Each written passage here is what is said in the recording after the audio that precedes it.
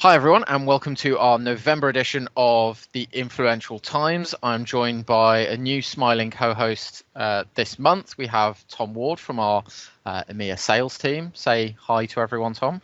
Hi, everyone. It's good to be here. There we go. So we're going to get straight into it, usual format, and just I'm going to kick off with the first story that I have for everyone.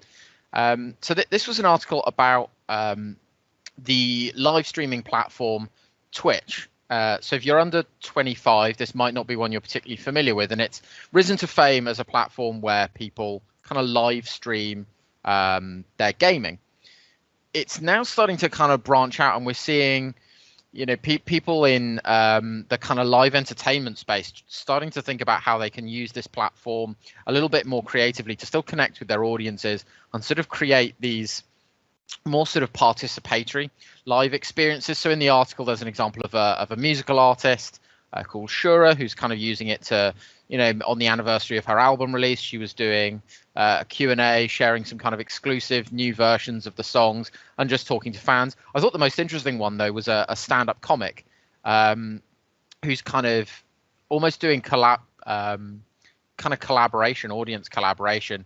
His idea is he kind of sources he tries to source ideas and then make them go viral on Twitter, I think. So he kind of gets the audience to contribute ideas, and then everyone sort of pitches in and works together on it. So, I think ultimately some of that's going to be stuff that you can carry over into your kind of marketing campaigns. I know not all of it is going to be sort of pick up and use immediately, but I think it's really worth thinking about, like, what the reason for someone to attend directly in the session is going to be. Like, think very carefully about why should someone actually show up on the day and not just get emailed the recording afterwards, and think about kind of what you're going to give them to take away or as a follow-up. Like, what's the action that's going to keep them engaged? Is there some sort of follow-up you can create so that people keep coming back? So I think an interesting one just to kind of get us thinking about how we do live events in future online, and even when they stay offline, how are we going to kind of make those exciting now that we're all used to being in our house all the time? How are you going to get people to step out the front door?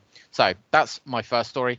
Tom, you have got a roundup of the of our new big report on the influencer marketing landscape. Yes, exactly. So obviously we do a lot of research at Analytica. We do a lot of research reports, and our latest one has just come out. So it's on the current state and future of B2B influencer marketing. We actually collaborated with Top Rank Marketing, Zeno Group, and Thulium, and we essentially reached out to 350 global B2B influencers to really kind of get their experiences on different topics within the industry and try and understand how they kind of how their relationships with brands typically work.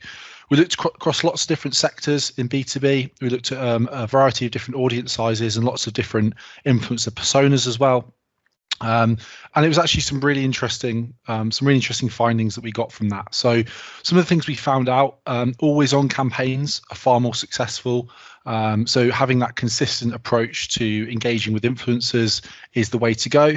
The quality of outreach is super important. So it's really important to understand influencers, understand what they care about before you go about reaching out, and you'll increase your success rate. We also found that influencers prefer to be reached out to by subject matter experts and execs. So it's always good to think about that peer-to-peer relationship, finding people in your own organization who speak the same language and leveraging those to build those relationships. We also found that influencer marketing should be a collaborative process. So when it comes to briefs, it's important to involve the influencers in that process. Again, trying to understand what they care about. They feel much more warm towards brands who involve them in that. We also found that size doesn't always matter in terms of on the influencer side. So brands are actually looking at influencers who are sort of have a lot of expertise on a topic, and it doesn't really matter, the size of their following.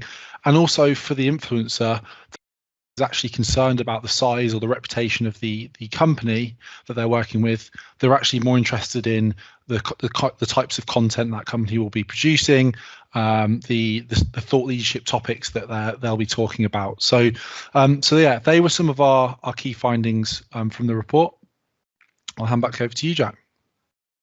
Yes, and if you don't want to sort of consume the full report in one go, you want to hear someone else's opinion on it. our good friend Michael Brito has also published a sort of roundup video, so we'll share that as one of the stories as well. If you kind of want to hear it broken down by an industry expert. But my story, my second story is it kind of feels, in a year where time has felt very distorted and the days often feel the same. It feels strange to sort of see this story come out, but Snapchat have sort of followed TikTok in announcing a sort of creator fund type model. They're saying that they're going to give as many as $1 million away a day for the sort of top performing and most entertaining clips on their platform. So obviously on one level, the dynamic of this story is simply, they're a platform, they're worried about users leaving and going anywhere else. What makes users log onto a platform? A big factor is obviously their favorite creators, the people that they follow or kind of see on there. So it's obviously a play in that sense, but there was something particularly funny about sort of feeling like, this all kicked off, almost the feature wars almost feels like they kicked off when Snapchat kind of had their disappearing content idea taken for Instagram stories. So there was something odd in this very sort of time distorted year of seeing that come full circle. But I mean, ultimately for creators, I think good news. It shows more platforms really acknowledging that it is a skill set. Creating content that people like consistently is a skill set. In a lot of contexts, it does just it's work that needs kind of recognizing and rewarding. So I think a positive story from that perspective, even if some of the kinks maybe still need to sort of be ironed out in terms of how that model works and whether or not that's sustainable for Snapchat or indeed for any of the platforms will also be interesting to see. So that is it for this month. We've your bonus story is actually also on ephemeral content. Thinking with all the releases that we've seen this almost every month now for the last 3 or 4 of these, we've probably been talking about some sort of ephemeral content feature. So I've got a big roundup on that for you guys to read, thinking about who's going to benefit, how that could affect social networks long term, and I think also a call to action for marketers to maybe just start worrying about it a little bit, because if something like LinkedIn stories picks up, then we could all find ourselves having to try and figure that one out. So it might be worth giving some thought in advance. Those are all the stories that are fit to share with you this month. We will see you again in a month's time.